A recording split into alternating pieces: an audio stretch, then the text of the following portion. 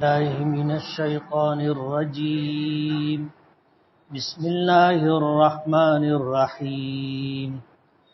قل أوحي إلي أنه استمع نفر من الجن فقالوا إنا سمعنا قرآنا عجبا يهدي إلى الرشد فآمنا به ولن نشرك بربنا أحدا وأنه تعالى جد ربنا ما اتخذ صاحبة ولا ولدا وأنه كان يقول سفيهنا على الله شططا وَأَنَّا ظَنَنَّا أَن لَّن تَقُولَ الْإِنسُ وَالْجِنُّ عَلَى اللَّهِ كَذِبًا وَأَنَّهُ كَانَ رِجَالٌ مِّنَ الْإِنسِ يَعُوذُونَ بِرِجَالٍ مِّنَ الْجِنِّ فَزَادُوهُمْ رَهَقًا وَأَنَّهُمْ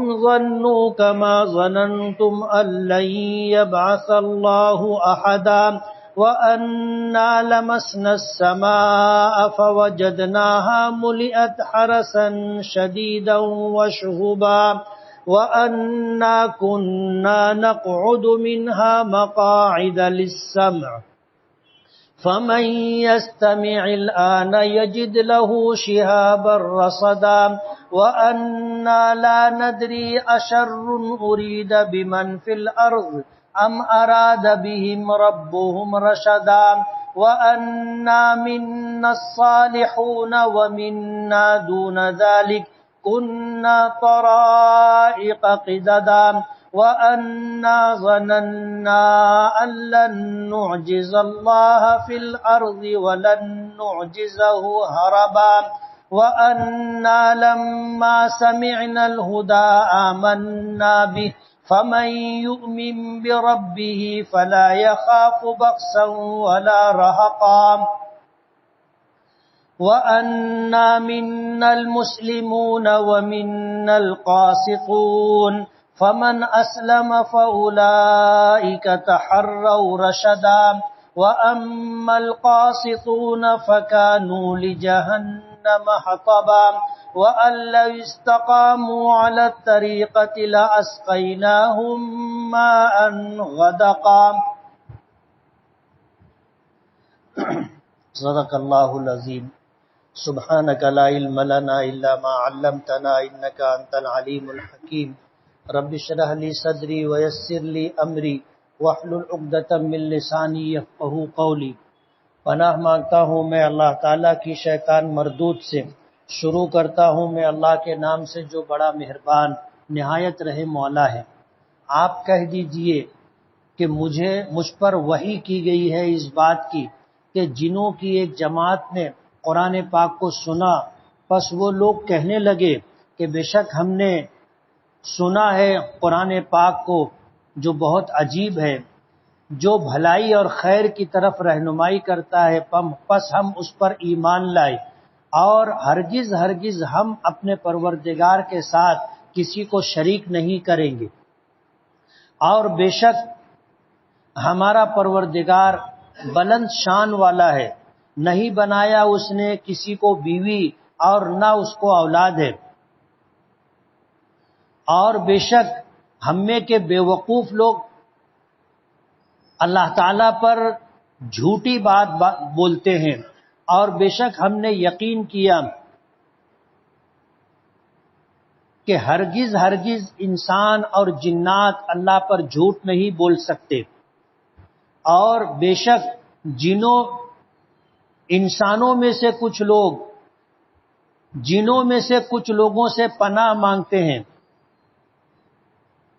پس ان لوگوں نے جنوں کو جو ہے سرکشی پر بڑھا دیا، اور بے شک وہ لوگ گمان کرتے ہیں جیسا کہ تم گمان کرتے ہو کہ ہرگز اللہ تعالیٰ کسی کو دوبارہ زندہ نہیں کرے گا، اور بے شک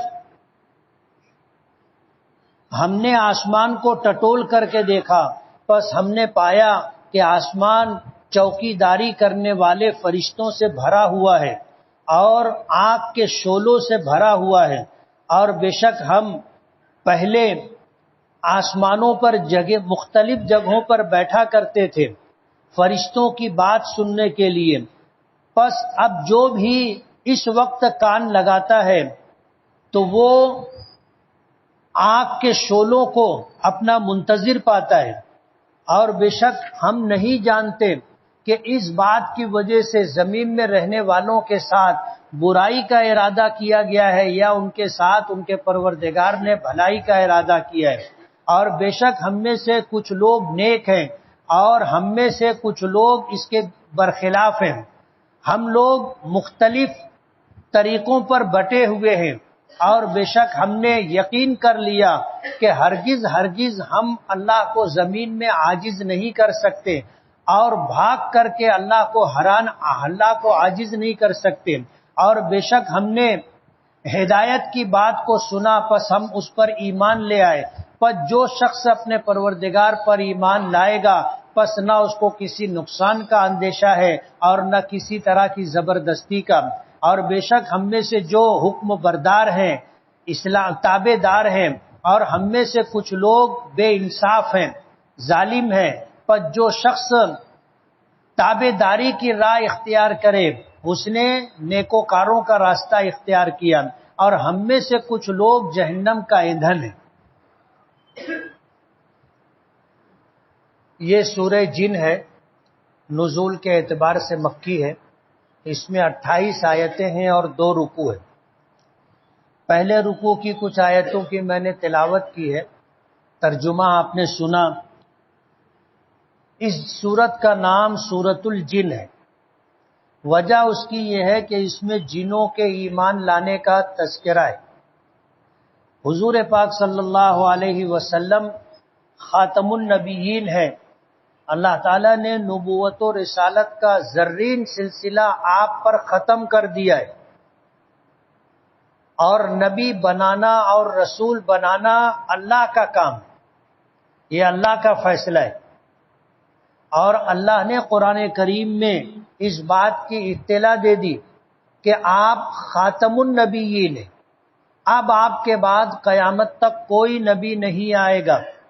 اسی کی وضاحت و تشریح کرتے ہوئے نبی کریم صلی اللہ علیہ وسلم کا ارشاد مبارک ہے، انا خاتم النبیین لا نبی بعدی، کہ میں آخری نبی ہوں اور نبوت و رسالت کا جو زرین سلسلہ حضرت آدم علیہ نبینا علیہ الصلاۃ والسلام سے شروع ہوا تھا وہ سلسلہ آ کر مجھ پر ختم ہو گیا.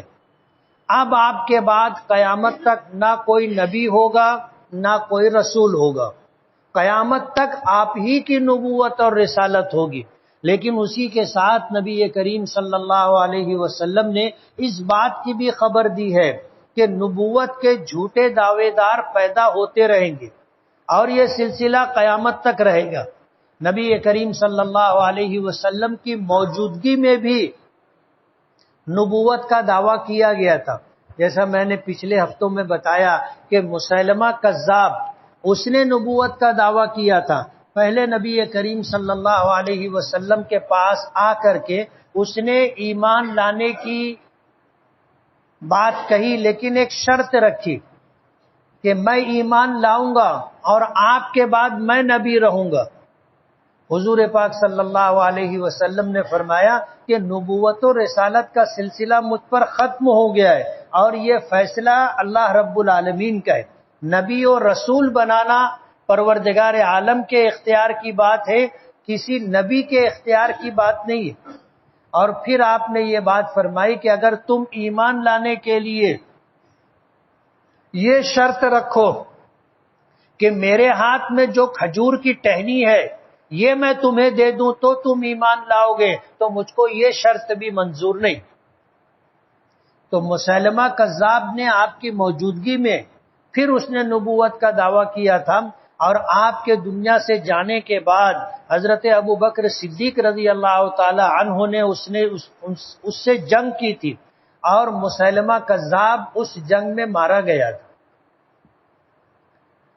تو حضور پاک صلی اللہ علیہ وسلم خاتم النبیین ہے. آپ کی جب بعثت ہوئی یعنی آپ کو جب نبی بنایا گیا اور غار حرا کے اندر جب پہلی وحی آپ پر نازل ہوئی سورہ اقرا کی ابتدائی 5 آیتیں، بسم اللہ الرحمن الرحیم، اقرا بسم ربک الذی خلق، خلق الانسان من علق، اقرا وربک الاکرم الذی علم بالقلم، علم الانسان ما لم یعلم. یہ پہلی وحی تھی جو نبی کریم صلی اللہ علیہ وسلم پر نازل ہوئی تھی. آپ غار حرا میں تھے. آپ فرماتے ہیں حبب الی الخلا، آپ کی جب عمر مبارک 40 سال ہونے لگی تو آپ فرماتے ہیں مجھ کو تنہائی محبوب بنا دی گئی، پھر مجھے لوگوں سے وحشت ہونے لگی، تو تنہائی کے لیے آپ مکہ اور گھر بار چھوڑ کر کے آپ جبل نور پر چلے گئے. وہاں ایک غار ہے جسے غار حرا کہا جاتا ہے. اپنی تنہائی کے اوقات آپ وہاں گزارنے لگے اور 1 مہینے سے زائد کا عرصہ آپ نے غار حرا میں گزارا. کبھی ایسا ہوتا تھا کہ جب کھانے پینے کا سامان ختم ہو جاتا تو آپ غار حرا سے گھر تشریف لاتے اور کھانے پینے کا سامان لے کر پھر غار حرا چلے جاتے تھے. اور کبھی ایسا ہوتا تھا کہ حضرت خدیجۃ الکبریٰ رضی اللہ تعالی عنہ کھانے پینے کا سامان آپ تک پہنچا دیا کرتی تھی. تو آپ نے غار حرا میں تقریباً 40 دن قیام کیا، اور جب آپ کی عمر مبارک 40 سال ہوئی مکمل تو حضرت جبرائیل پہلی وحی لے کر کے آئے، اور پہلی وحی سورہ اقرا کی ابتدائی 5 آیتیں تھیں. نبی کریم صلی اللہ علیہ وسلم کی جب بعثت ہوئی، یعنی آپ کو نبی بنا دیا گیا، تو جنات و شیاطین کا آسمانوں پر جانا بند ہو گیا. اگلی آیتوں میں آئے گا کہ جنات و شیاطین یہ کہتے ہیں کہ ہم لوگ آسمانوں پر جاتے تھے اور جگہ جگہ الگ الگ ٹھکانوں پر فرشتوں کی بات سننے کے لیے بیٹھا کرتے تھے اور آنے جانے میں کوئی رکاوٹ نہیں تھی. لیکن پھر اچانک یہ ہوا کہ فرشتوں کو چوکیداری دے دی گئی. اب ہم لوگوں کا جانا روک دیا گیا، اور اگر کوئی ہم میں سے بچا کر کے جانے کی کوشش کرتا تو ستارے ٹوٹ کر کے اس کو لگا کرتے تھے. ہم لوگ کبھی تاریک آسمان پر دیکھتے ہیں کہ ستارہ ٹوٹتا ہے اور دور تک جاتا ہے اور پھر بے نور ہو جاتا ہے. تو اللہ نے ستاروں کو مقرر کر دیا کہ اگر فرشتوں کی نظروں سے بچا کر کے یا فرشتوں کا علم رہتے ہوئے کوئی جن یا شیطان اوپر جانے کی کوشش کرے تو یہ ستارے اس کو جا کر کے جلا دیتے، مار کر نیچے گرا دیتے. تو جنوں میں ہلچل ہو گئی اور ابلیس نے اس بات کو محسوس کیا کہ دنیا میں کوئی بڑا واقعہ پیش آیا ہے جس کی وجہ سے ہم پر بندش آ گئی، پابندی آ گئی کہ اب ہم آسمانوں پر جا نہیں سکتے.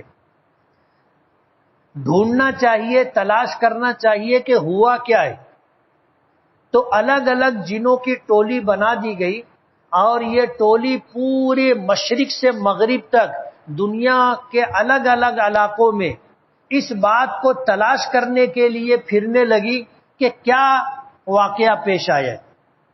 مسلم شریف اور بخاری شریف میں آتا ہے کہ نبی کریم صلی اللہ علیہ وسلم اپنے صحابہ کرام کے ساتھ مکہ کی ایک وادی جسے وادی نخلا کہتے ہیں، وہاں پر آپ نے رات کے اخیر حصے میں پڑاؤ کیا تھا، قیام کیا تھا، اور صبح کی نماز آپ پڑھا رہے تھے اور قرآن کریم کی تلاوت کر رہے تھے. تو جنوں کی ایک ٹولی کا وہاں سے گزر ہوا. نبی کریم صلی اللہ علیہ وسلم کے جنوں کے آنے کی خبر نہیں تھی کہ جنات کی ایک جماعت یہاں آئی ہے. آپ فجر کی پہلی دوسری رکعت میں قرآن کریم کی تلاوت کر رہے تھے، جنوں کی یہ جماعت قریب کے درخت کے اوپر رک گئی اور اس نے نبی کریم صلی اللہ علیہ وسلم کا قرآن کریم پڑھنا سنا، اور سنتے ہی اللہ نے ان کے لیے ہدایت کا فیصلہ کر دیا. انہوں نے قرآن کریم سنا اور سننے کے بعد انہوں نے فیصلہ کر لیا کہ یہی وہ واقعہ ہے اور یہی وہ معاملہ ہے جس کی وجہ سے ہم لوگوں کا آسمانوں پر آنا جانا بند کر دیا گیا، اور یہ کلام، یہ قرآن کریم ہے اور اللہ کا کلام، اور اللہ نے انہیں نبی و رسول بنا کر کے بھیجا ہے، اس بات کی جنوں کی اس جماعت نے تصدیق کی۔ حضور پاک صلی اللہ علیہ وسلم کو بذریعہ وحی بتا دیا گیا، بذریعہ وحی بتایا گیا کہ جنوں کی ایک ٹولی، جنوں کی ایک جماعت یہاں پر ہے، اس نے آپ کا قرآن کریم فجر کی نماز میں پڑھنا سنا اور وہ لوگ ایمان لے آئے، اور یہی بات پھر نبی کریم صلی اللہ علیہ وسلم نے صحابہ کرام کو بتائی۔ سورہ احقاف میں 26ویں پارے کے اندر 29ویں آیت کے اندر اس بات کا تذکرہ ہے، وہاں پر یہ تفصیل گزر چکی کہ وَإِذْ صَرَفْنَا إِلَيْكَ نَفَرًا مِّنَ الْجِنِّ يَسْتَمِعُونَ الْقُرْآنَ فَلَمَّا حَضَرُوهُ قَالُوا أَنصِتُوا فَلَمَّا قُضِيَ وَلَّوْا إِلَىٰ قَوْمِهِمْ مُنذِرِينَ، کہ ہم نے جنوں کی ایک جماعت کو تمہاری طرف بھیجا، جنہوں نے قرآن کریم کو سنا، اور سننے کے بعد جب وہ وہاں پہنچے اس جگہ جہاں آپ فجر کی نماز پڑھ رہے تھے، تو وہاں پہنچنے کے بعد انہوں نے ایک دوسرے کو خاموش کرایا، انصتو، چپ رہو۔ انہوں نے قرآن کریم سنا اور سننے کے بعد ایمان لائے، اور ایمان لانے کے بعد جب وہ واپس گئے اپنی قوم میں تو انہوں نے اس واقعے کا تذکرہ کیا اور کہا کہ تم بھی اس پر ایمان لاؤ۔ وَلَّوْا إِلَىٰ قَوْمِهِمْ مُنذِرِينَ، جنوں کی مختلف جماعتوں کی طرف جا کر کے انہوں نے یہ بات کہی، وہاں تفصیل گزر چکی۔ جب یہ واقعہ پیش آیا تو پھر نبی کریم صلی اللہ علیہ وسلم نے جنوں کے بلاوے پر دعوت و تبلیغ کے لیے ان کے پاس تشریف بھی لے گئے۔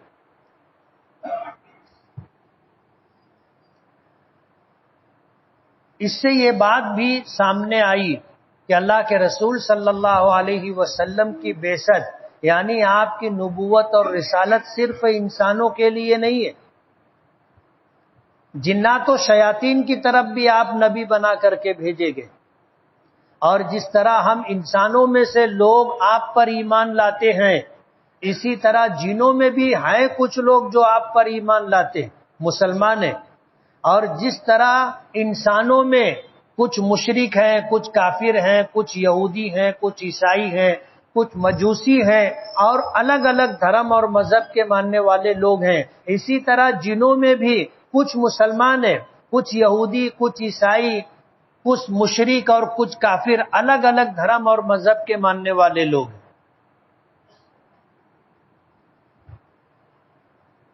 اور اس بات کا بھی ہے اشارہ، بلکہ یقین کے درجے میں، کہ جس طرح انسانوں کے لیے جنت اور جہنم بنائی گئی ہے اور انسانوں کو جنت یا جہنم کا ٹھکانہ دیا جائے گا، اسی طرح جنوں کے لیے بھی فیصلہ ہوگا کہ جو صاحب ایمان ہوگا، اللہ کو راضی کر کے گیا ہوگا، وہ جنت میں جائے گا، اور جو اس کے برخلاف ہوگا اس کا ٹھکانہ جہنم میں ہوگا۔ قرآن کریم کی سورہ جن کی ابتدائی آیات کے اندر اسی بات کا تذکرہ ہے۔ اللہ پاک نے اپنے محبوب کو کہا کہ آپ بتا دیجئے لوگوں کو کہ مجھ پر وحی کی گئی ہے کہ جنوں کی ایک جماعت حاضر ہوئی اور اس نے قرآن کریم کو سنا، اور وہ کہنے لگے انا سمینا قرآنا عجبا، کہ ہم نے قرآن کریم کو سنا جو بڑی عجیب آیتوں پر مشتمل ہے۔ قرآن کریم اللہ کا کلام ہے، اور اللہ کا کلام ہونے کے اعتبار سے قرآن کریم کی آیات اپنی اثر انگیزی میں، اثر انداز ہونے میں، یا خیر و برکت کے اعتبار سے، یا عجیب و غریب کلام کہ اس جیسا کلام بنانے پر دنیا کے تمام انسان عاجز اور بے بس ہے، اس بات کا تذکرہ جنہوں نے کیا، اور کہنے لگے یہدی الی الرشد، کہ یہ قرآن بھلائی اور خیر کی طرف نیک راہ کی طرف ہدایت کرتا ہے. فآمنا بہ، تو ہم اس پر ایمان لے آئے.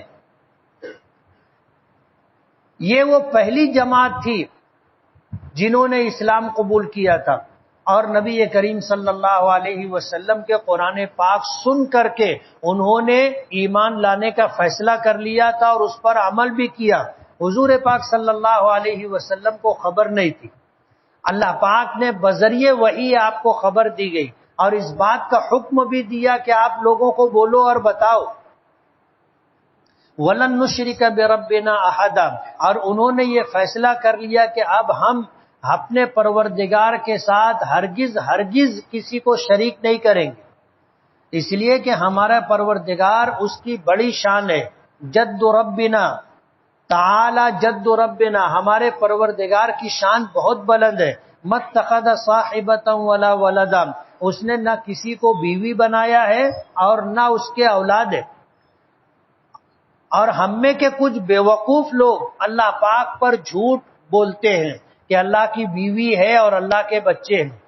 جیسے عیسائیوں کا عقیدہ ہے کہ حضرت مریم اللہ کی بیوی ہیں اور حضرت عیسیٰ اللہ کے بیٹے ہیں.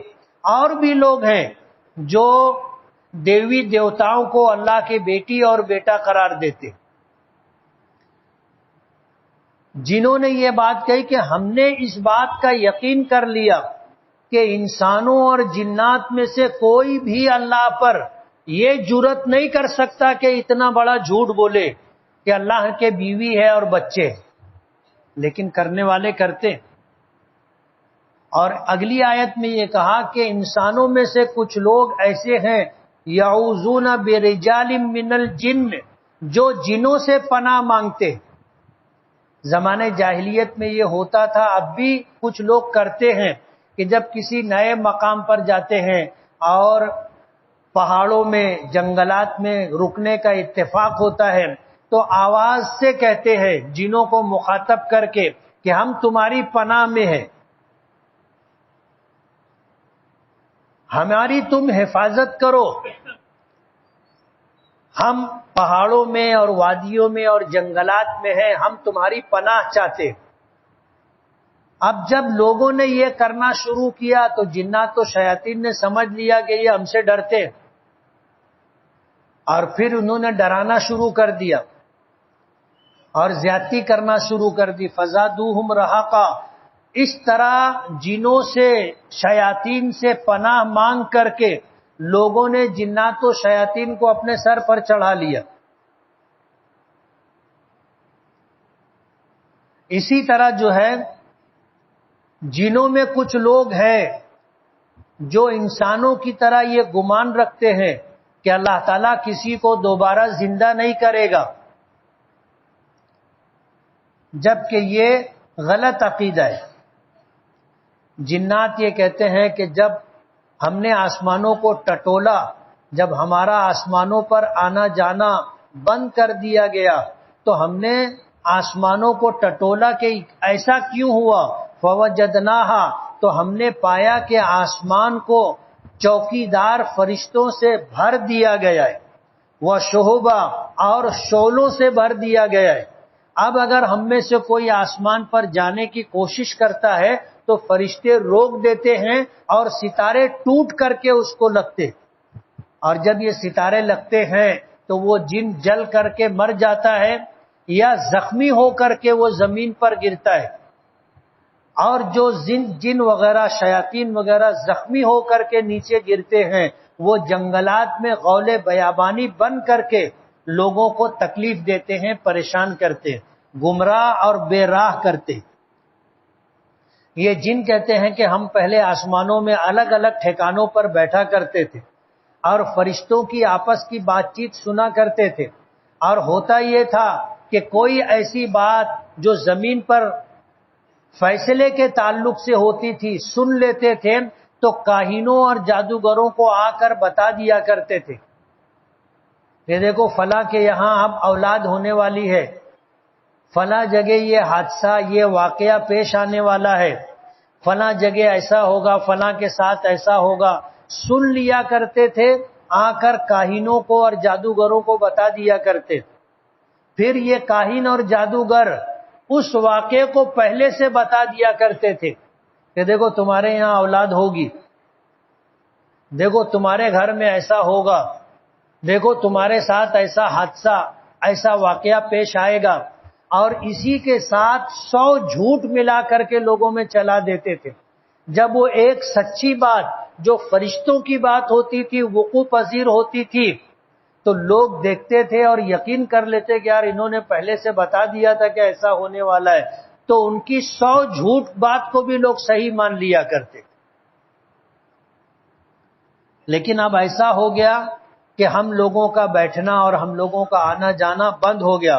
فَمَن يَسْتَمِعِ الْآنَ، اب اگر کوئی جانے کی کوشش کرتا ہے، کان لگانے کی کوشش کرتا ہے، سننا چاہتا ہے، یجد لہ شہاب الرصدا، تو ستارے اسے ٹوٹ کر کے لگتے، اسے جلا کر کے بھسم کر دیتے یا زخمی کر دیتے۔ یہ ستارے ان کی گھات میں لگے رہتے، 24 گھنٹہ نگرانی کرتے رہتے۔ یہ جن کہتے ہیں کہ ہمیں پتہ نہیں ہے کہ یہ جو واقعہ پیش آیا کہ نبی کریم صلی اللہ علیہ وسلم کو آخری نبی بنایا گیا یا آسمانوں پر چوکیدار فرشتے مقرر کر دیے گئے اور ستاروں کو شہاب ثاقب بنا دیا گیا، اس سے اللہ پاک نے زمین میں رہنے والوں کے لیے شر کا، برائی کا ارادہ کیا ہے یا بھلائی کا ارادہ کیا ہے ہمیں نہیں معلوم۔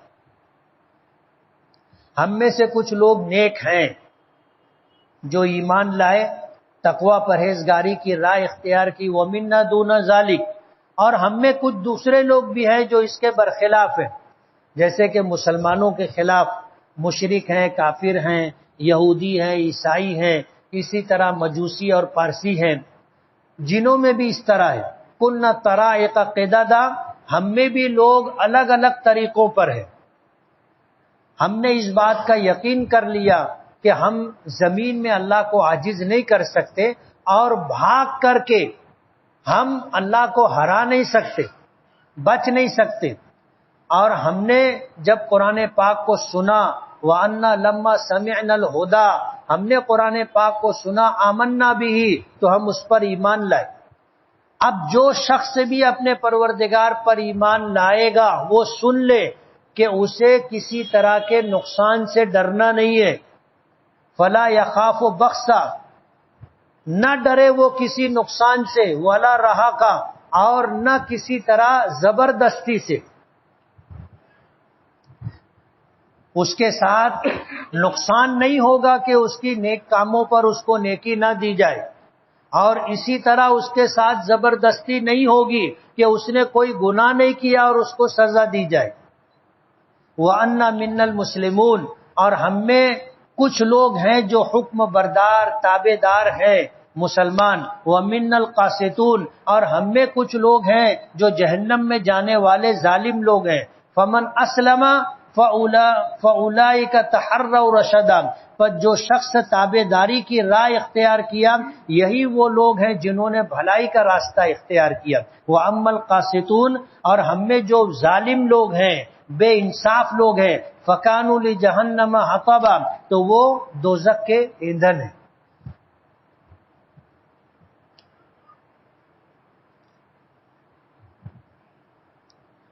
کسی نے چٹھی بھیجی ہے کہ میری منگنی ہو گئی اور مجھے لڑکا پسند نہیں اور میں شادی کے لیے منع بھی نہیں کر سکتی، مجبور ہوں، تو وظیفہ بتائیے کہ منگنی ٹوٹ جائے۔ اللہ تعالیٰ سے دعا کریں، جوڑا اللہ پاک بناتے ہیں، اللہ پاک بناتے ہیں۔ اللہ تعالیٰ سے دعا کریں، یا تو منگنی ٹوٹ جائے گی یا اللہ پاک چاہتوں کو بدل دے گا۔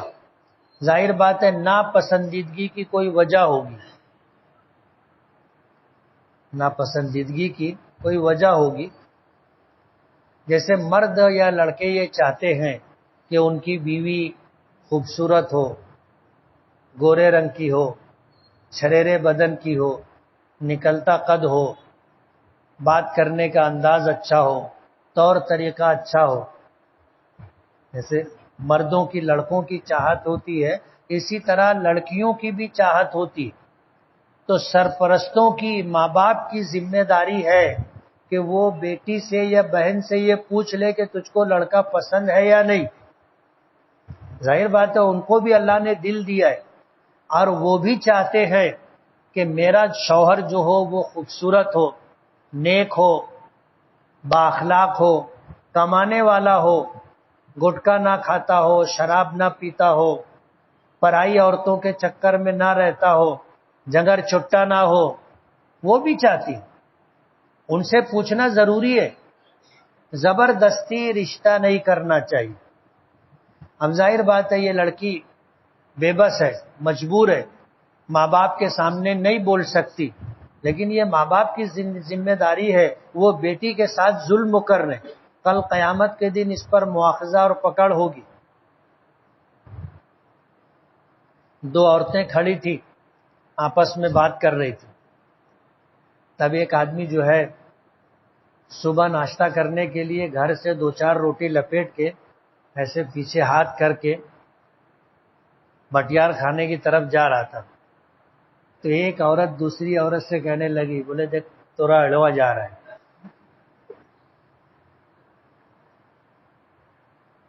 اس لیے ایسی حیات میں رہنا جس سے لوگ بیوقوف سمجھیں، ناپسند کریں، دیوانہ اور پاگل بولے، ایسی حیات میں نہیں رہنا چاہیے. ہمیں بھی صاف ستھرا رہنا چاہیے، ٹھیک ٹھاک رہنا چاہیے، کپڑا ٹھیک ٹھاک پہننا چاہیے، ورنہ عورتیں ایک دوسرے کو تانا دیتی ہیں، بولے تورا اڑوا جا رہا ہے. تو اللہ تعالیٰ کے اختیار میں ہے، دعا کرو. مجبوری ہے، لڑکا پسند نہیں ہے، دعا کرو. جوڑا تو اللہ پاک بناتے ہیں. اللہ تعالیٰ ناپسندیدگی بھی دور کر سکتے ہیں. آج تمہیں ناپسند ہے، کل پسند بھی آ سکتا ہے. اور جن بنیادوں پر ناپسندیدگی ہے ہو سکتا ہے لڑکا وہ خراب عادتیں چھوڑ دے. ظہر کی سنت موقدہ جو فرض کے بعد پڑھی جاتی ہے، کیا اسے فرض سے پہلے پڑھ سکتے ہیں؟ وہ سنت جو ظہر فرض کے بعد پڑھی جاتی ہے اس کی جگہ فرض کے بعد ہی ہے، پہلے نہیں پڑھ سکتے. جمعہ کی جماعت کے بعد سنت و نوافل سے پہلے آپ کیا پڑھتے؟ کچھ معمولات ہیں میرے جو جمعہ کی نماز کے بعد میں ہر جمعہ پابندی سے پڑھتا ہوں، جس میں 3 مرتبہ آیت الکرسی ہے، کچھ معصورہ دعائیں ہیں، پڑھنا چاہیے. نماز میں بہت وسوسے آتے ہیں، کیا کریں؟ وسوسے دور کرنے کے لیے وسوسوں پر دھیان دینا چھوڑ دے. شیاطین میں ایک جماعت ایسی ہے جو نماز پڑھنے والے لوگوں کو وسوسے میں مبتلا کرتی ہے، اور جتنا زیادہ تم اس وسوسوں پر دھیان دو گے وہ اتنا زیادہ پریشان کریں گے. جیسے تم آئے، اچھی طرح وضو کرنے کا اہتمام کرو. شیطان کیا کرتا ہے کہ تم وضو کر کے آئے، اب نماز میں شامل ہوئے تو وسوسہ ڈالتا ہے تو مسا کرے کہ بھول گئے، یا پاؤں کہیں خشک رہ گیا، یا ہاتھ کہیں خشک رہ گیا. پاکی ناپاکی کے تعلق سے وسوسہ، یا نماز میں وسوسہ کہ تو سورہ فاتحہ کے بعد سورت پڑھا نہیں، یا تو رکوع صحیح طریقے سے کیا نہیں، یا سجدہ صحیح طریقے سے ہوا نہیں.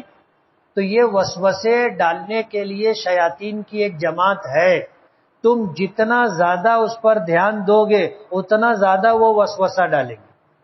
اس لیے ایک مرتبہ اہتمام سے اچھی طرح وضو کر لیے. اب کتنا بھی وسوسہ آئے کہ مسا بھول گئے، ہاتھ سکھا رہ گیا، چہرہ سکھا رہ گیا، پاؤں سکھا رہ گیا، اس پہ دھیان نہیں دینے کا، اپنا پڑھتے رہنے کا.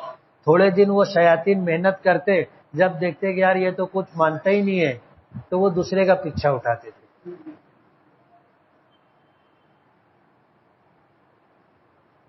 جس کے جنازے میں 40 سے زیادہ لوگ شرکت کریں تو کیا میت کی مغفرت کر دی جاتی ہے؟ ایسا حدیث پاک میں آتا ہے کہ کسی کے انتقال پر اگر 40 یا 40 سے زیادہ لوگ اس کی مغفرت کی دعا کرے تو اللہ تعالیٰ اس کی مغفرت کر دیتا ہے. اور ہمارے یہاں الحمدللہ جنازوں میں شرکت کا معمول ہے، اور ایک بڑی تعداد جنازے کی نماز میں شریک ہوتی ہے۔ کوئی تسبیح بتائیے جس کے پڑھنے سے ثواب ملے اور گناہ بھی ختم ہو جائے۔ گناہ ختم کرنے کے لیے توبہ و استغفار ضروری ہے، اور تسبیح جو ہے تیسرا کلمہ ہے، سبحان اللہ، الحمدللہ، لا الہ الا اللہ، اللہ اکبر، لا حول ولا قوت الا باللہ، یہ پڑھنا چاہیے۔ سفر کے مہینے میں کامیابی کے ساتھ ہونے والے بڑے بڑے واقعات کیا کیا ہے؟ صابر نورانی نام کا ایک شخص ہے، وہ بولتا ہے کہ اس کے پاس جن ہے جس کے ذریعے سے وہ لوگوں کا علاج کرتا ہے، کیا اس کے پاس علاج کرانا چاہیے؟ مجھے بھی کسی نے بتایا تھا بمبئی میں ایک شخص کے متعلق کہ یہ اس کے پاس جن ہے، تو میں اس کے پاس گیا اور میں نے اس سے کہا کہ لوگ آپ کے متعلق اس طرح کی بات کہتے ہیں، کیا یہ بات سچ ہے؟ اب وہ آدمی خاموش ہو گیا، نہ ہاں کہے نہ نہ کہے۔ میں نے کہا اگر آپ کے پاس جن ہے تو اس کو حکم دو کہ میری ٹوپی اتار کر کے یہاں رکھ دے۔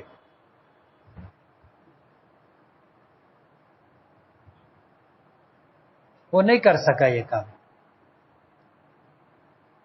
اگر صابر نورانی اس بات کا دعویٰ کرتا ہے تو آپ اس کا امتحان لے سکتے ہیں، اس طرح جیسے وہ کہتا ہے کہ جن کے ذریعے سے علاج کرتا ہے،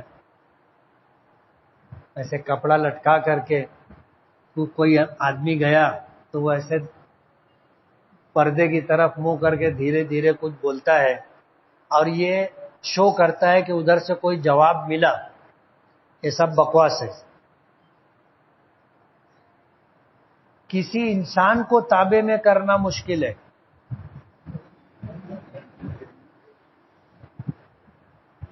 جبکہ انسان مٹی کا بنا ہوا ہے، مٹی کا بنا ہوا ہے۔ تو جنات و شیاطین کو اللہ نے آنکھ سے بنایا ہے، تو کسی کو خاطر اوتر میں لاتے ہوتے نہیں ہیں، اس لیے یہ بالکل بکواس ہے۔ زید نے اس کی بیوی کو ایک طلاق دی، اور زید کو شک ہے کہ زید نے طلاق دیا ہے۔ طلاق دیا یا لفظ چھوڑ دیا بولا، اب مسئلہ یہاں مالیگاؤں کی زبان میں چھوڑ دیا کا ہے، جیسے کہ جمعہ اتوار منگل کو ہر گھر پر یہ لفظ بولا جاتا ہے۔ جواب کی درخواست ہے۔ طلاق ہمارے یہاں چھوڑنے کا لفظ طلاق کے لیے بھی استعمال کیا جاتا ہے، اور یہ لفظ اس معنی میں بھی استعمال ہے کہ میں تو کہ مالیگاؤں ہائی اسکول تک چھوڑ دے تو سمجھ رہے ہو، یہ زو معنی لفظ ہے۔ اگر کسی شخص نے یہ لفظ بیوی سے جھگڑے کی حالت میں، حجت بحث اور تکرار کی حالت میں اگر اس نے کہا کہ میں نے تجھ کو چھوڑ دیا، تو یہ طلاق کے معنی میں ہے، طلاق پڑ جائے گی۔ اور ظاہر بات ہے یہ جمعہ منگل کو جو چھوڑنے والی بات ہے وہ تو بہت خوشگوار ماحول میں ہوتا ہے، کوئی جھگڑا نہیں رہتا۔ وہ بولتے چل میں تو کہ پہنچا دوں، میں تو کہ چھوڑ کے آ جاتا ہوں، تو یہ اس سے طلاق واقع نہیں ہو۔ سجدہ تلاوت نہیں کرنے سے کیا ہوتا ہے؟ گناہ ہوتا ہے، گناہ کبیرہ ہے۔ شیطان نے سجدہ کرنے سے انکار کیا تھا تو ہمیشہ کے لیے ملعون ہو گیا، اس لیے سجدہ تلاوت آئے تو سجدہ کرنا واجب ہے، نہیں کریں گے تو گناہ ہوگا۔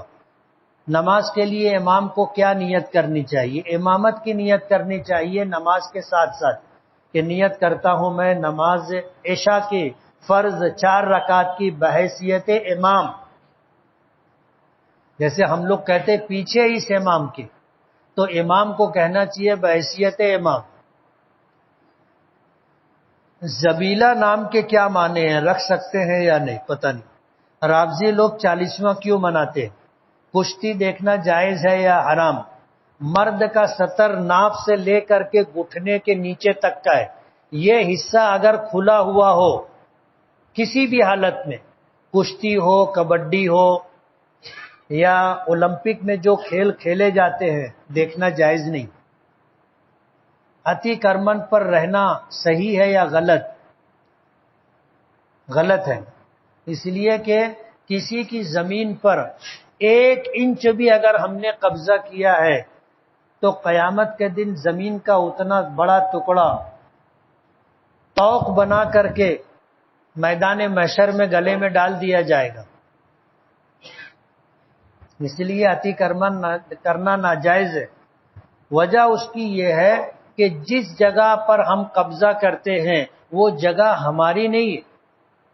وہ جگہ ظاہر بات ہے کہ اگر راستے کے لیے چھوڑی گئی ہے، گارڈن کے لیے چھوڑی گئی ہے، پلے گراؤنڈ کے لیے چھوڑی گئی ہے، ہاسپٹل کے لیے چھوڑی گئی ہے، تو وہ تمام لوگوں کے مشترکہ استعمال کی ہے.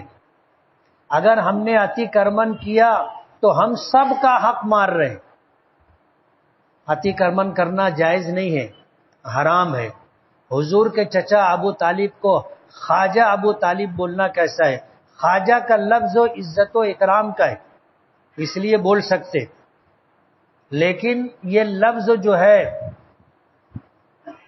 جو کنر ہوتے ہیں، زنخے جن کو کہا جاتا ہے، ہجڑے کہا جاتا ہے، ان کے لیے بھی استعمال ہوتا ہے. بادشاہوں کے یہاں، نوابوں کے یہاں خواجہ سرا ہوتے تھے، جو محل میں رانیوں وغیرہ کے پاس آیا جایا کرتے تھے. وہ آدمی نہیں ہوتے تھے، نہ عورت ہوتے تھے نہ آدمی ہوتے تھے، ان کو بھی خواجہ کہا جاتا ہے. اس لیے احتیاطاً یہ لفظ نہیں بولنا چاہیے. نفاق سے بری ہونے کا کیا مطلب ہے؟ نفاق سے بری ہونے کا مطلب یہ ہے کہ انسان اللہ کے تعلق سے، نبی کے تعلق سے اور دیگر جن چیزوں کو دل سے ماننا ہے، یقین کرنا ہے، اس کے بارے میں شک شبے میں نہیں ہے. ایک بات، یا دل میں یقین ہے تو نفاق سے بری ہے. اور اگر دل میں یہ ہے کہ معلوم نہیں اللہ ہے کہ نہیں ہے، اور زبان سے بول رہا ہے کہ ہاں میں اللہ کو مانتا ہوں، تو یہ نفاق ہے. زید ہفتے میں ایک ہی دن اوابین کی نماز پڑھ پاتا ہے تو قبول ہوگی یا نہیں؟ قبول ہو جائے گی.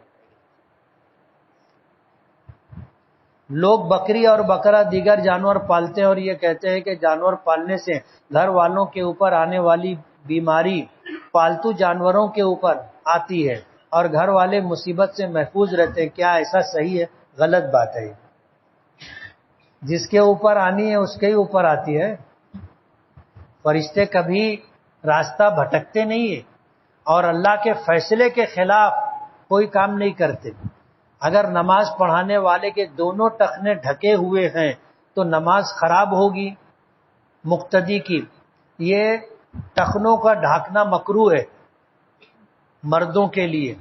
اگر نماز اس حالت میں ادا کی گئی ہے تو ظاہر بات ہے ٹخنے ڈھکے ہوئے ہیں اور کراہت کے ساتھ نماز پڑھی جا رہی ہے. اس کا اثر مقتدیوں کی نماز پر نہیں پڑے گا، اس لیے کہ حضور نے فرمایا ہے کہ امام جو ہوتا ہے وہ تمام مقتدیوں کی نماز کا ضامن ہوتا ہے. اگر نماز صحیح پڑھ رہا ہے امام تو سب کی صحیح ہوگی، اور اگر امام کچھ غلط کر رہا ہے تو مقتدیوں کے حق میں اس کا وبال نہیں ہوگا. کل قیامت کے دن اس کو حساب دینا پڑے گا امام صاحب کو.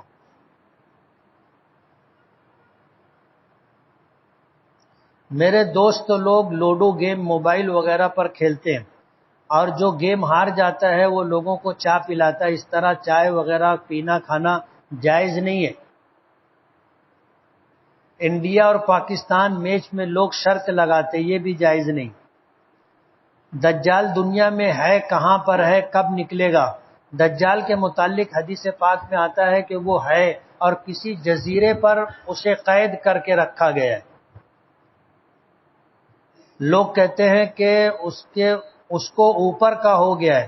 تو یہ اوپر کا کیا ہوتا ہے؟ عام طور پر اوپر کا جو بولا جاتا ہے وہ آسیبی اثرات ہوں، سحر وغیرہ ہو، اس کے تعلق سے یہ لفظ استعمال ہوتا ہے. زید کے والد کے انتقال کو 17 سال ہو گئے ہیں.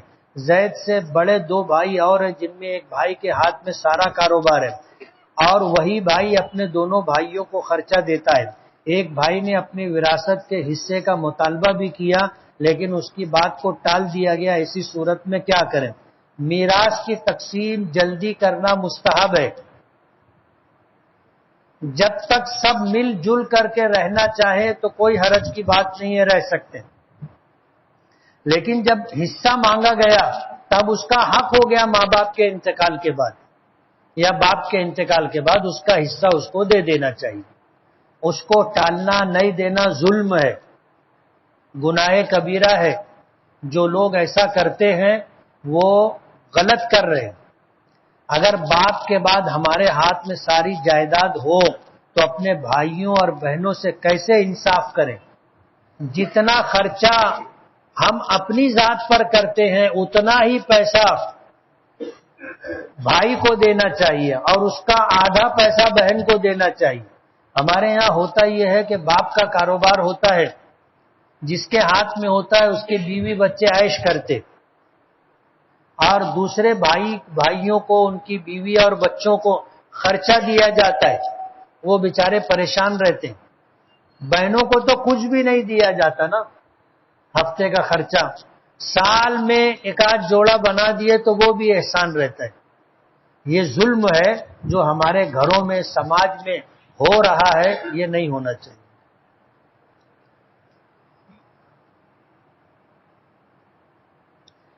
1999 میں مہر 786 روپے تھا. مجھے آج مہر دینا ہے تو کتنی دینا ہے اور اس کی صورت اور نیت کیا رہنا چاہیے؟ مہر بیوی کا حق ہے.